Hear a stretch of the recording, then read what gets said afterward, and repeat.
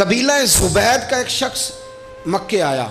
जुबैदी, एक मक्के में मंडी लगती थी, उसका नाम था हजूरा। ये जो हजूरा मंडी थी, इस मंडी पर अबू जाल का कब्जा था। आजकल तो नहीं कब्जा होता मंडियों पर किसी का। हजूरा नामी मंडी पे ना अबू जाल का कब्जा था।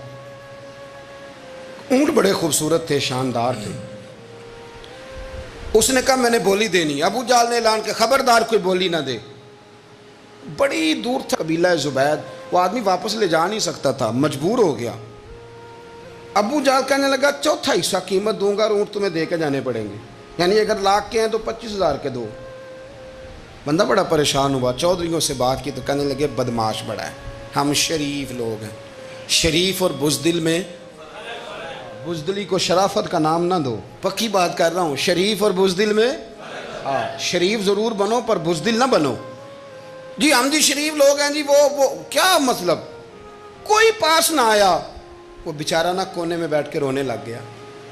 कहने लगा मैं किधर जाऊं यारो, मैं वापस भी नहीं ले जा सकता, और चौथे हिस्से में दे कैसे जाऊं, इतना नुकसान। वो रो रहा था तो कहीं हजरत ज़ैद बिन अरकम ने सुन लिया। आप फरमाने लगे क्यों रोता है? कहने लगा यार मैंने तो अहले अरब की तारीफ सुनी थी, मेरे साथ खड़ा ही कोई नहीं होता। तो आप फरमाने लगे तूने अरबी देखा ही कब है? अगर कायनात का हसीनो जमील अरबी देखना है तो जा हरम मक्का में बैठा है।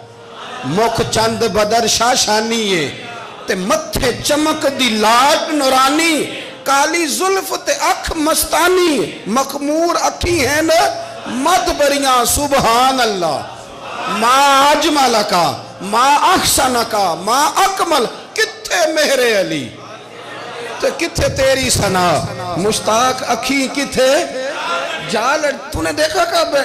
अगर अरबी देखना है ना तो वो बैठा है, जा जाके हरम में टेक लगाए, मजलूमों के वाली, गरीबों के मावा, रसूल रहमत। एक सादी सी चादर ओढ़े हुजूर बैठे थे। वो जुबैदी कहते मैं आया, नबी करीम को बात सुनाई। हुजूर फरमाने लगे ऐनल जामलू का, ओ किधर है तेरे ऊँट? अर्ज की हुजूर वो वहाँ हैं। फरमाया चल ना। हुजूर कोई बोली नहीं लगा रहा, कोई खरीद नहीं रहा। अबू जाल घुंडा पड़ा, उसके डर से सहम गए। हुजूर फरमाने लगे चल ना, मैं बोली लगाता हूँ। और देखो निर्ख बाजारे मोहब्बत का अनोखा हो गया, खुद खरीदारों में शामिल आके मौला हो गया। नबी करीम ने हजरत साद बिन नबी वकास को बुलाया, हजरत उमर को, हजरत अबू बकर को, मदद के लिए नहीं। हुजूर फरमाने लगे मेरी जेब में पैसे थोड़े हैं, ज़ाहिरी तौर पे थोड़े हैं, वरना तो कायनात के खजानों की कुंजियाँ हुजूर के पास।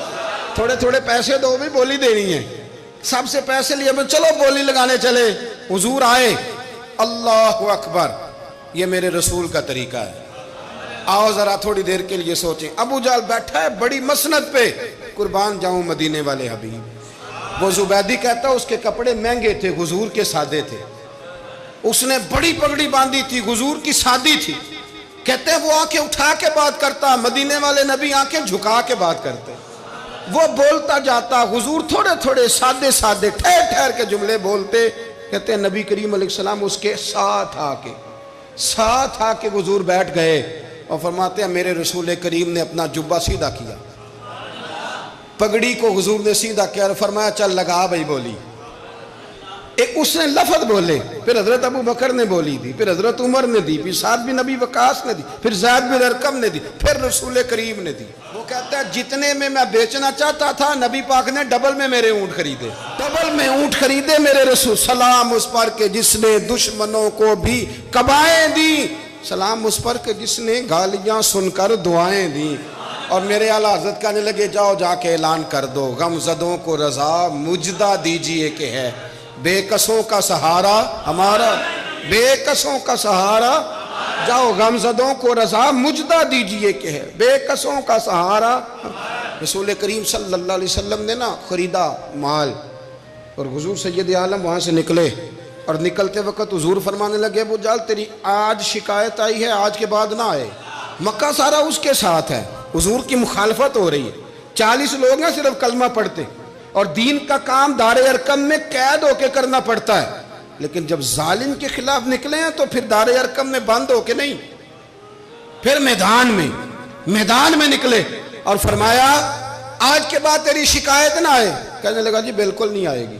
मैं आपको मौका नहीं दूंगा। हुजूर चले गए तो पीछे सारे काफिर उसके गिर्द इकट्ठे हो गए, कहने लगे हम पे तो बड़ा रोब डालता है, अब तुझे क्या हुआ, पानी पानी हो गया, तू क्या कौन सा सांप सूंघ गया, बोला ही नहीं।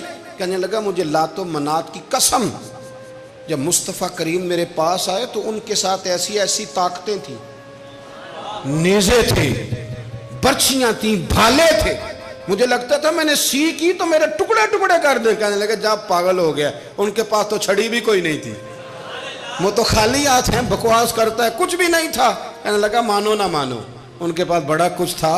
और अगली बात जो उसने की वो तारीख में महफूज है, वो तारीख में महफूज है, वो तारीख में महफूज है, वो तारीख का हिस्सा है। अबू जहल कहने लगा उठते ही कि मुझे लगता है जब तक मोहम्मद इब्ने अब्दुल्ला मौजूद हैं ये हमें जुल्म नहीं करने देंगे, ये हमें कोई ज्यादती करने, तारीख में महफूज है जुमला अबू जहल का। कहने लगा जब तक ये मौजूद है हमें कोई ज्यादती करने। हज़रत फरमाया करते थे जिंदा नबी के मानने वालों जिंदा बन के जिंदगी गुजारो, जिंदगी जिंदा दिली का नाम है, मुर्दा दिल क्या खाक जिया करते, जो कौमें सर उठा के जीती हैं वो जिंदा होती हैं। इसलिए अपनी जिंदगी में हक के खुद इख्तियारी पैदा करें, जीना सीखें, लड़ना सीखें, मैदान में रहना सीखें। सहम सहम के वक्त नहीं गुजरेगा, जुल्म सहने से भी जालिम की मदद होती है। लिहाजा हक लेना सीखें, हक पर खड़े होना सीखें, अपने मिजाज में ये बातें पैदा करें। मुझे खातून ने पूछा, मेरा भाई कहता है हिस्सा ले ले फिर मेरे मरे का मुंह ना देखना। मैं कहा पुत्र तू हिस्सा लाया ना मुंह वेखी होता, कोई ज़रूरत नहीं, मुँह ऐसे जालिम का मुंह वैसे भी नहीं देखना चाहिए जो बहनों का हिस्सा खा जाए। मैंने कहा तू मुंह देखने की कोई ज़रूरत, ये कोई ब्लैकमेलिंग है। अब्बा कहता है हिस्सा ले लो मुंह ना देखना। मैं कहा बिल्कुल ना वेखी, तू बल्कि आँख में देखना भी नहीं चाहती, तू इधर रख, अल्लाह रसूल ने मुकर्रर किया मेरा हिस्सा। क्या फ़लसफ़ा है हमारा, जो बात गलत है उस पर लोगों को ब्लैकमेल करते हो। जायज़ बात पे डटना सीखो। आप जब डट जाते हैं ना तो फिर अल्लाह मदद करता है, फिर अल्लाह ततनज़्ज़लु अलैहिमुल मलाइका, फिर अल्लाह फरिश्ते भी नाजिल करता है। हुजूर ने फरमाया जो जान की हिफाजत करते मर गया वो भी शहीद, जो माल की हिफाजत करते मर गया वो भी शहीद, जो दीन की हिफाजत करते मर गया वो भी, जो ख़ानदान की, अपने घर की, अपने बच्चों की हिफाजत करते मर गया वो भी। तो इतना बड़ा दर्जा हुजूर ने बयान कर दिया है। हज़रत माज़ इब्ने जबल हुजूर के बड़े प्यारे सहाबी हैं, वो भी ताउन के मर्ज से दुनिया से गए, उनको ताउन का वो मर्ज हो गया था। हज़रत अबू उबादा बिन जर्राह रदी अल्लाह ताला अन्हु, नबी पाक अलैहिस्सलाम ने फरमाया ये मेरी उम्मत का अमीन है, उनको अमीनुल उम्मत कहा जाता है। और अशरा मुबशरा सहाबी हैं, उन 10 लोगों में शामिल हैं जिनके लिए नबी पाक अलैहिस्सलाम ने फरमाया था मेरा तुम्हारे साथ वादा है, रब तुम्हें जन्नत अता फरमाएगा। अशरा मुबशरा सहाबी और इतने बड़े सहाबी कि इन्होंने मैदान उहद के अंदर अपने वालिद को कत्ल किया था। लोगों ने कहा आपने अपना बाप मार दिया, फरमाया बाप नहीं मारा, मैंने अपने महबूब का दुश्मन मारा है। इतने पक्के अकीदे के बंदे के बाप को कत्ल करना पड़ा तो दीन के रास्ते में उसे भी कत्ल। हज़रत अबू बकर सिद्दीक रदी अल्लाह ताला अन्हु फरमाया करते थे जब आप अमीरुल मोमिनीन थे, फरमाते थे अगर मैं अपनी जगह किसी बंदे का बैठना पसंद करता हूँ तो अबू उबादा बिन जर्राह का बैठना पसंद करता। हमारे इतना तगड़ा आदमी। मुल्क शाम के अंदर ताउन की बीमारी फैल गई, आप भी उस वक़्त वहीं कुर्ब जवार के इलाकों में थे, ताउन का मर्ज फैल गया। लोगों ने आपसे कहा यहाँ से निकलिए, फरमाया नहीं निकलूँगा, इसलिए कि मेरे नबी पाक अलैहिस्सलाम ने फरमाया जहाँ ये वबा फैल जाए वहाँ से निकलना नहीं, जो वहाँ हों वो बाहर ना निकलें और जो बाहर वाले हों वो वहाँ अंदर न जाएं। हुजूर ने इस एहतियात का कहा है, मैं नहीं निकलूँगा। और मुस्नद इमाम अहमद बिन हम्बल की हदीस है, नबी पाक सल्लल्लाहु अलैहि वसल्लम ने फरमाया जो ताउन से डर के भागा वो इस तरह है जिस तरह अल्लाह के रास्ते में जिहाद को छोड़ के भागने वाला। और फरमाया जो ताउन की वजह से मर गया अल्लाह उसे शहादत का दर्जा अता कर देगा। हजरत अबू उबादा बिन जर्राह अमीनुल उम्मत, फरमाया नहीं जाऊंगा। लोगों ने कहा यहाँ ताउन फैल गया है, तो फरमाया मेरे रब की कुदरत है, उसकी हिकमत है, उसे भी तो पता है ना उसका बंदा यहाँ मौजूद है, तो फैल गया तो उसकी हिकमत है, उसकी कुदरत है। मैं कह चुका हूं कि एहतियाती तदाबीर सारी इस्तेमाल करें, लेकिन खौफ खाना, सवार कर लेना चीजों को दिमाग पर, नफसियाती हो जाना, ये मामला दुरुस्त नहीं है। हजरत अबू उबादा बिन जर्राह मस्जिद में नमाज के लिए जा रहे थे तो रास्ते में फिंसी निकली और मस्जिद में पहुंचने से पहले पहले विसाल कर गए। हजरत माज बिन जबल जो बाद में खुद ताउन की बीमारी से तशरीफ ले गए, आपने उनका जनाजा पढ़ाया। इमाम नबवी फरमाया करते थे, मैं जब भी हजरत अबू उबादा बिन जर्राह की कब्र पे जाता हूं तो मेरे दिल पे रोब तारी हो जाता। उनकी कब्र में भी अल्लाह ने रोब रखा हुआ है, मरने के बाद भी उनकी शान विसाल के बाद भी बड़ी बुलंद है। अल्लाह करीम ने वहां बरकतें और रहमतें रखी हुई। तो इस्लाम ने गीबत से क्यों मना किया है? गीबत का माना यह नहीं है कि किसी बंदे में कोई ऐब नहीं पाया जाता था तो आपने वो बयान कर दिया, ये गीबत नहीं, ये तो बहतान है। किसी में कोई ऐब ना पाया जाए तो वो बयान करना वो गीबत नहीं, वो तो बहतान है। गीबत की तफसील ये है, तशरीह ये है, गीबत की तारीफ ये है कि किसी में कोई ऐब पाया जाता था, आपने वो उसकी गैर मौजूदगी में डिस्कस किया तो इसका नाम गीबत है। वो ऐब था, आप सच ही बोल रहे थे, आप ठीक कह रहे थे, वो ऐब वाकई था, पर इस्लाम इसको पसंद नहीं करता। इस्लाम कहता है कि अगर तू समझता था ये ऐब है तो जाके उसकी तबलीग कर, उसको बता, उसको कह मियाँ ये गलती छोड़ दे, तूने डिस्कस क्यों किया। आप किसी शख्स के पास बैठें और किसी दूसरे आदमी की तारीफ करें, आप कहें कि बड़ा अच्छा है, बड़ा बामुरव्वत है, मेहमान नवाज है, बाइखलाक है, वादे को वफा करने वाला है, दयानतदार है, सच बोलता है, आप तारीफें करें। आप किसी के सामने तारीफ करेंगे ना तो बंदा कहेगा यार किसी दिन मुलाकात तो करा, और जब वो मिलेगा तो उसकी आंखों के अंदर एक खास कशिश होगी, प्यार होगा, मिलने को जी चाहेगा, एक खास राहत होगी। ये कब होगा?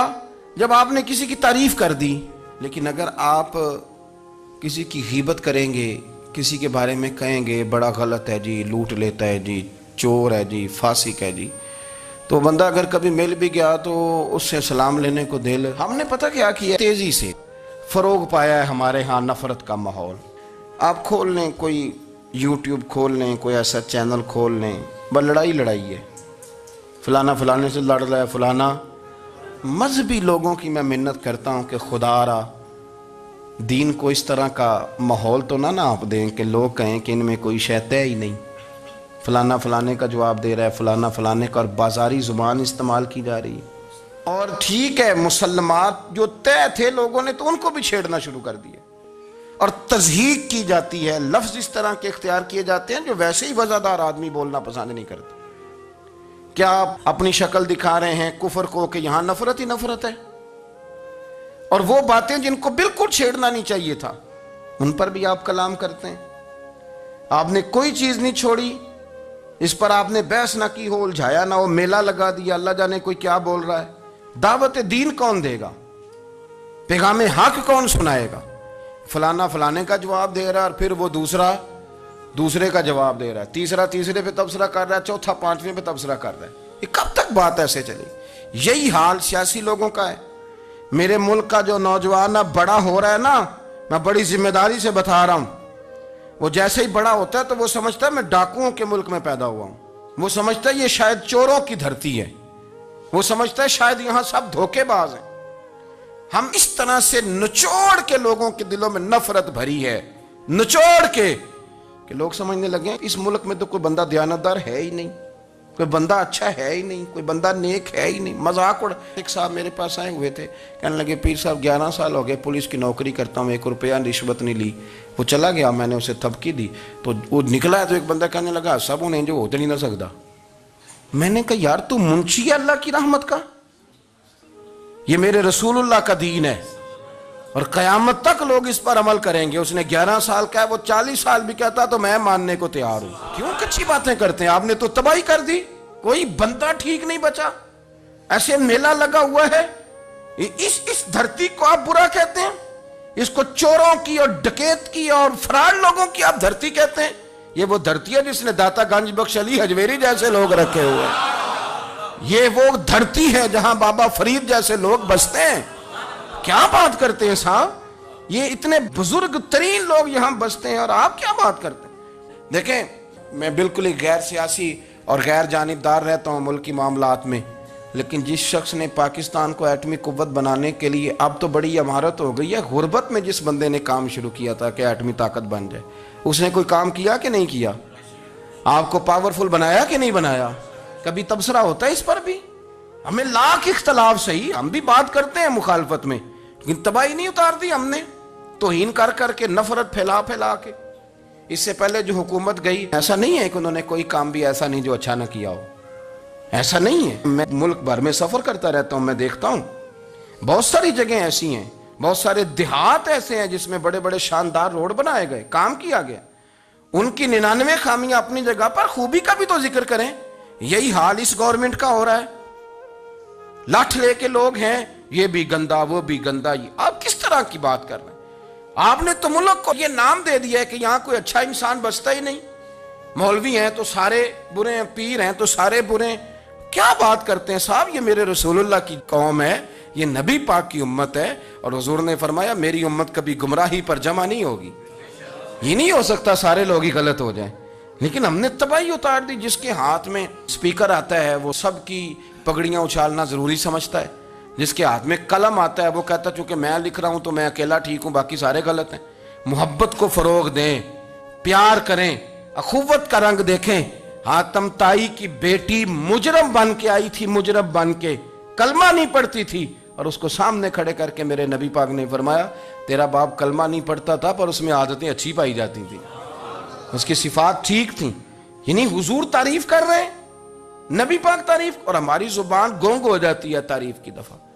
जो मेरी बात मान गया वो बंदा ठीक है, और जिसने मेरी बात नहीं मानी वो बंदा दुरुस्त है। ये गोंग हो जाता है हमारा मिजाज। अपनी जिंदगी में अच्छे अल्फाज अदा करें।